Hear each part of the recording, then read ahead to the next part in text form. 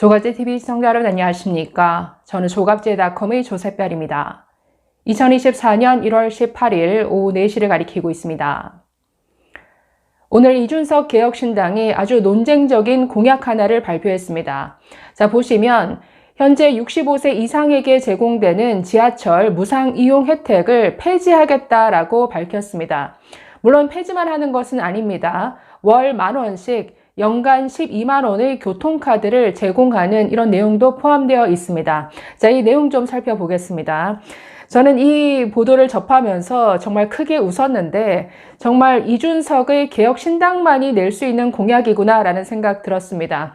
자, 당장 대한노인회에서 신당이 아니라 폐륜 정당이다, 폐륜화 정당이다 저런 비판 성명까지 냈는데 자, 민주당과 국민의힘 같으면 절대 내지 못할 공약이죠. 저런 눈치를 봐서라도 절대 이런 논쟁적인 공약은 발표하지 못했을 텐데 이준석이기 때문에 개혁신당이기 때문에 가능한 이런 공약인 것 같습니다. 자, 일단 내용부터 살펴보시죠. 자, 오늘 국회 소통관에서 이준석 개혁신당 정강정책위원장이 직접 공약을 발표했습니다. 자, 현재 65세 이상에게 제공되는 지하철 무상 이용 혜택을 폐지하겠다라고 밝혔습니다. 논쟁적일 수 있지만 대한민국에 꼭 필요한 변화다라고 설명했습니다. 자, 이렇게 말합니다.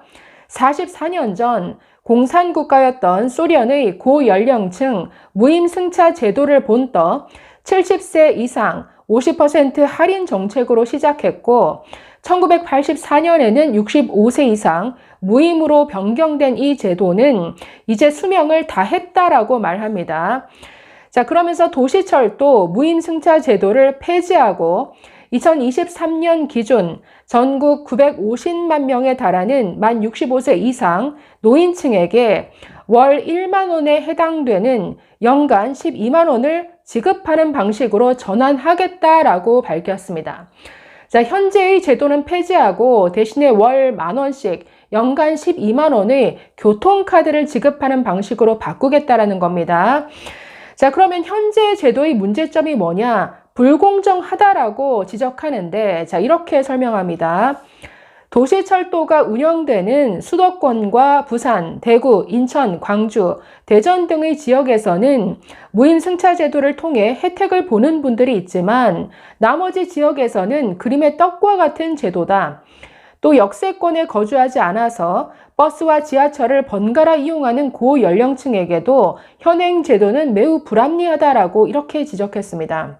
현재 지하철 무상 이용만 가능하니까 지하철이 없는 지역에 사는 노인에게는 아무런 혜택이 없는 것이죠. 그래서 불공정하다라는 지적입니다. 자, 또 다른 이유로는 무료라는 이유만으로 집 앞에 버스를 두고 먼 길을 걸어와 지하철을 이용해야 한다는 점에서 또한 개선되어야 한다라고 지적했습니다. 자, 그리고 지하철 무임 승차 비용이 2022년 기준으로 연간 8,159억 원으로 전망된다. 자, 이렇게 언급하면서 현재 대부분 도시철도 운영기관의 부채로 남게 되어서 미래 세대에 전가되는 비용이다. 국가가 부담해야 하는 복지 비용을 지자체에 떠넘기는 매우 부적절한 행정 사례다라고 지적했습니다. 자, 그래서 현재 제도를 폐지하고 월 10,000원씩 연간 12만 원의 교통카드를 지급하는 제도로 바꾸겠다라고 말했는데, 자, 이 교통카드는 도시철도뿐만 아니라 버스와 택시 등에서 모두 사용할 수 있도록 하겠다라고 밝혔습니다. 자, 그리고 이 연간 12만 원을 모두 소진한 뒤에는 현재 청소년에게 적용되는 약 40%의 할인율을 적용할 수 있도록 하겠다라고 밝혔습니다. 자, 여기에 예상되는 소요 비용, 이것도 계산했네요. 2024년 기준 연간 1조 2천억 원 가량이다. 자, 이렇게 설명했습니다. 자, 그러면서 이 비용은 현재 6개 도시의 도시철도 적자액 1조 7천억 원, 그리고 서울 지하철 적자 1조 2,600억 원, 그리고 서울 버스 적자 6,582억 원을 고려했을 때 지자체가 부담하던 교통복지 비용의 상당 부분을 국비로 전환하는 효과가 있을 것이다 라고 밝혔습니다. 저는 이 부분은 좀 계산해 봐야 할 것 같습니다. 그러니까 이렇게 제도를 바꾸는데 1조 2천억 원 가량이 드는데 이걸 씀으로써 현재 지자체가 부담하는 여러 적자 비용을 얼만큼 상쇄해 줄 수 있을지 이게 정확한지를 좀 따져봐야 할 것 같습니다. 자, 어쨌든 매우 논쟁적인 공약이죠. 그리고 이준석만, 개혁신당만 낼 수 있는 공약이다라는 생각이 들었습니다. 민주당이 이걸 발표하겠습니까? 국민의힘이 발표할 수 있겠습니까? 절대 할 수 없죠. 자, 당장 오늘 대한노인회가 성명을 냈습니다. 자, 보시면 신당이 아니라 폐륜화 정당이다, 이런 비판 성명을 냈는데, 자, 대한노인회, 자, 이렇게 주장했습니다. 노인 무임승차 때문에 지하철 회사가 적자가 된다는 건 지하철 적자 요인을 정확히 분석하지 않은 허위 주장이다. 자, 2022년 기준 8,159억 원 적자 주장은 지하철을 이용한 노인 수에 요금을 곱한 이론적 숫자에 불과하다.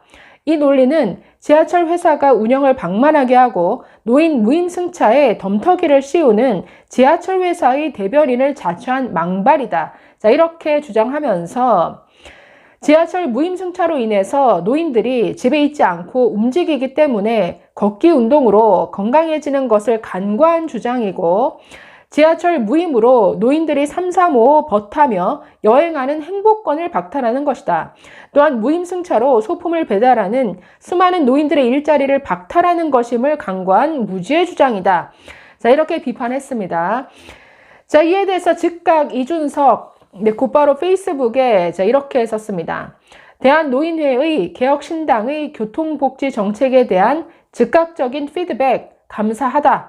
수도권이나 역세권에 계신 노인뿐 아니라 더 넓은 범위에서 교통복지가 보편화될 수 있도록 앞으로도 더 많은 정책을 내겠다라고 밝혔습니다.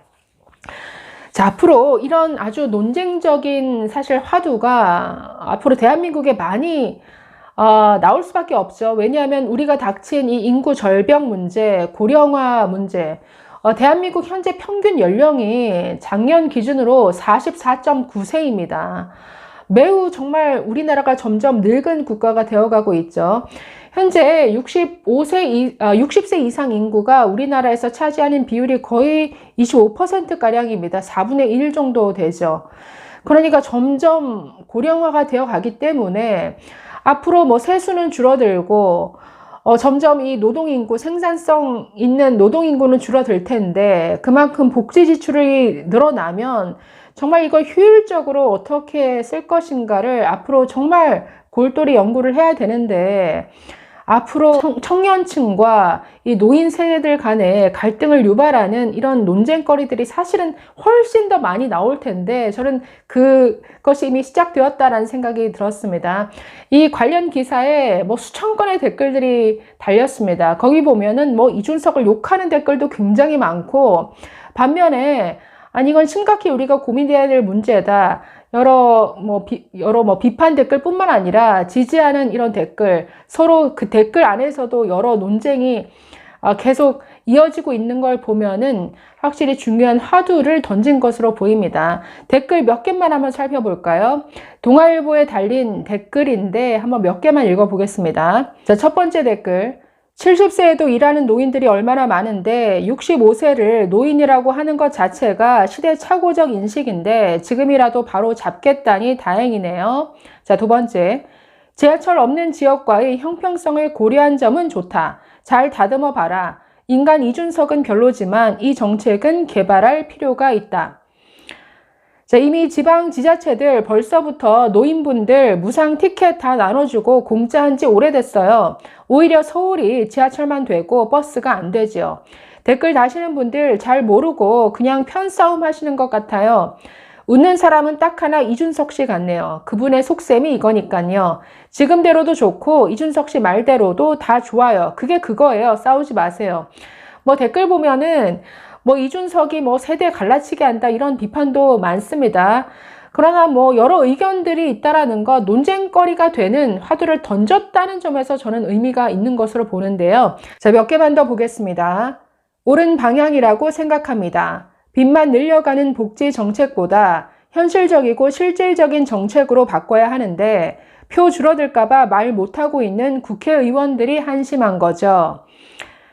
자, 지하철이 있는 대도시에는 노인이 너무 많다. 단계적으로 연령을 올려야 할 것 같다. 일단 70세로 올리는 게 미래지향적이 아닐까?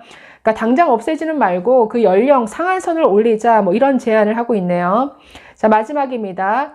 다루기 껄끄러운 정책들을 차근차근 발표하는 모습 보기 좋다. 50대 이상은 국회의원 출마 금지 법안이 있었으면 좋겠다. 지금 빠르게 변화하는 전 세계 트렌드들을 50대 이상이 따라잡고 선제적으로 정책들을 만들어내기에는 힘들지 않을까 생각한다. 네, 이건 좀 너무 나간 이런 의견 같습니다.